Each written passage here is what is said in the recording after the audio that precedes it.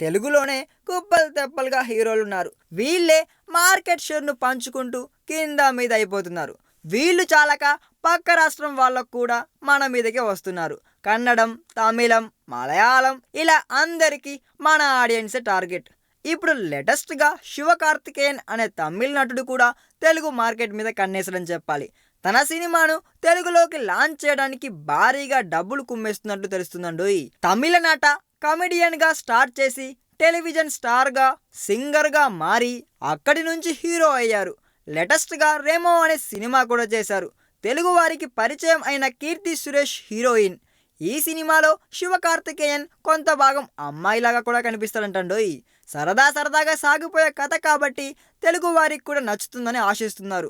అయితే తెలుగులోకి తనే తీసుకురావాలని శివకార్తికేయన్ సంకల్పం అంట. గీత, యువి ఇలాంటి సంస్థలను సంప్రదించి ఆఖరికి దిల్ రాజు దగ్గర సెటిల్ అయిపోయినట్లు చిన్న పుకార్లేండి. అంటే ఖర్చంతా శివకార్తికేయన్ది, బ్యానర్ మాత్రం దిల్ రాజుది అన్నమాట.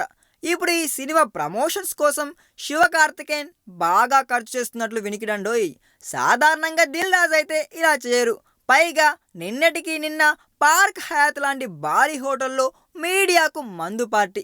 దిల్ రాజు సినిమా ఏంటి, పార్క్ హయాత్ హోటల్లో మందు పార్టీ ఏంటి అన్న అనుమానాలు ఇండస్ట్రీలో చాలానే వినిపించాయి. తీరా చూస్తే సొమ్ము కార్తికేయంది అన్న సమాచారం కూడా అందుతుంది రండి.